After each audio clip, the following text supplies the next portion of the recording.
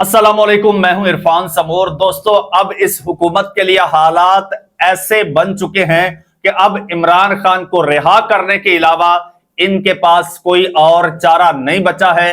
क्योंकि इस वक्त जब मैं आपसे मुखातिब हूं, तकरीबन 10 मुमालिक के सरबराहान पाकिस्तान में मौजूद हैं और वो बैक वक्त और यक जबान होकर इमरान खान की रिहाई का मुतालबा कर रहे हैं। सबसे बड़ा मुतालबा चाइना की तरफ से आ रहा है। इसकी जब मैं डिटेल बताऊंगा तो आप सुन के हैरान रह जाएंगे कि इमरान खान का जब पता चला चाइनीज प्राइम मिनिस्टर को, तो उसने किस तरह से शहबाज शरीफ से मुंह फेर लिया और उसका रवैया किस तरह से बदल गया। एक एक चीज आपको बताऊंगा, साथ में आपको यह भी बताऊंगा कि अब पाकिस्तान तहरीके इंसाफ के वर्कर्स ने पाकिस्तान तहरीके इंसाफ की लीडरशिप को साइड पर कर दिया है और वर्कर्स अब खुद फ्रंट फुट पे आ गए हैं, चाहे पाकिस्तान के हो चाहे ओवरसीज हो। अब उन्होंने तमाम इंतजामात अपने हाथ में लेने का फैसला कर लिया है और ये बड़ी एक कह लीजिए कि धमाकेदार खबर है या फिर इनकलाबी खबर आप इसको कहें तो भी गलत ना होगा। इसकी भी आपको डिटेल बताऊंगा। यानी कि अब दो ऐसी सूरतें बन गई हैं कि दोनों सूरतें हुकूमत के कंट्रोल से बाहर हैं।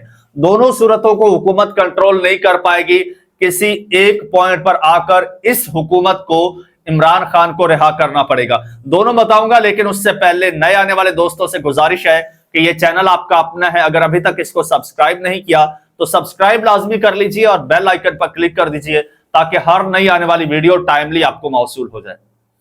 दोस्तों, चाइनीज प्राइम मिनिस्टर इस वक्त पाकिस्तान में है और किस तरह से उसको लॉलीपॉप देने की कोशिश की गई और उसने किस तरह से इमरान खान की रिहाई का मुतालबा किया, ये तो मैं आपको बताऊंगा। लेकिन इससे पहले एक और करंट अपडेट है और इससे ज्यादा तशवीशनाक भी है, वो पहले बताना मैं जरूरी समझता हूं। और वो ये है जो कल आपने देखा, रात गए मैंने इस पे वीलॉग भी किया कि इमरान खान साहब की जिंदगी के हवाले से पाकिस्तान तहरीक इंसाफ की लीडरशिप कंप्रोमाइज हो चुकी है। पीटीआई के मौजूदा टेम्परेरी चेयरमैन बैरिस्टर गौहर इस वक्त मुकम्मल तौर पर कंप्रोमाइज्ड है, बल्कि यूं लग रहा था जैसे ये हुकूमत के तर्जुमान है।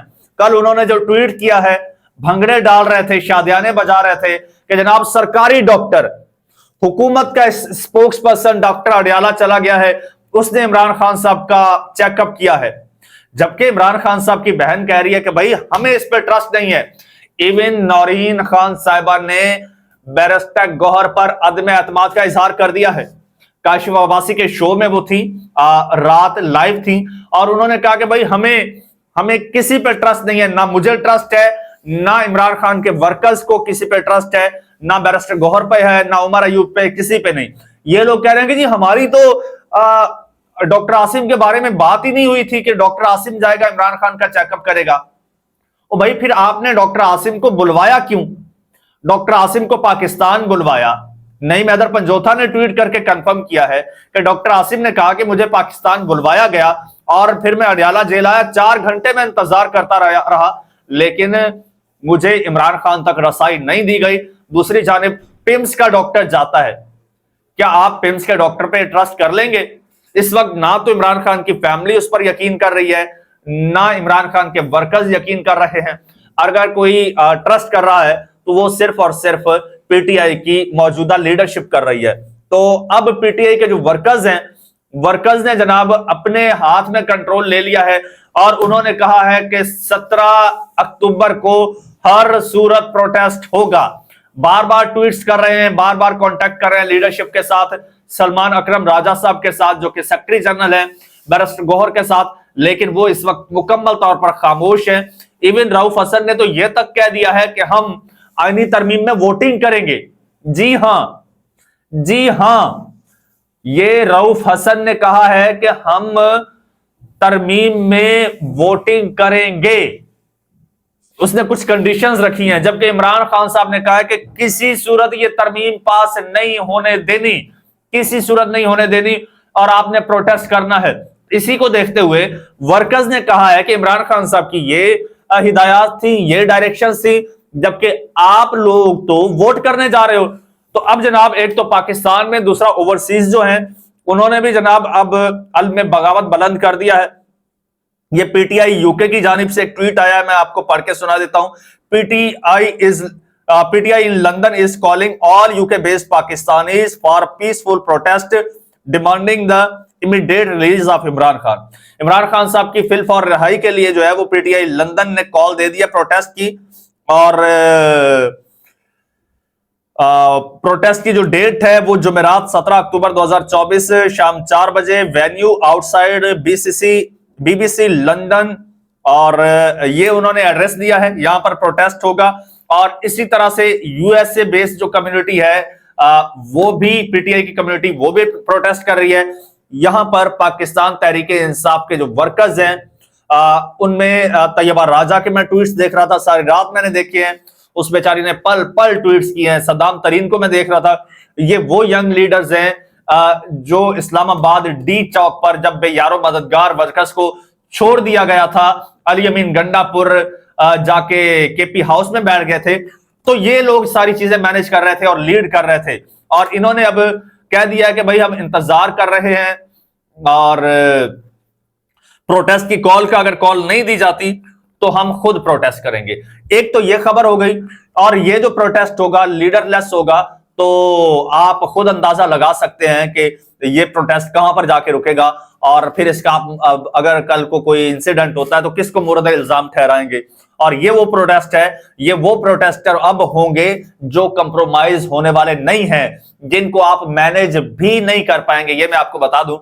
दूसरी जानिब पाकिस्तान में जो हालात बने हुए हैं, अनसर्टेनिटी है, और एक बड़े लंबे अरसे बाद, तकरीबन 11 साल के अरसे बाद चाइना का प्राइम मिनिस्टर पाकिस्तान आया है, और पाकिस्तान में इस वक्त जो हालात बने हुए हैं उसको भी इदराक है।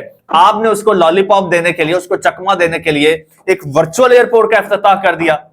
यार दुनिया में कभी कहीं ऐसा होता है? आप लोगों को बेवकूफ समझते हैं कि वर्चुअली आप इफ्तिताह कर रहे हैं एयरपोर्ट का।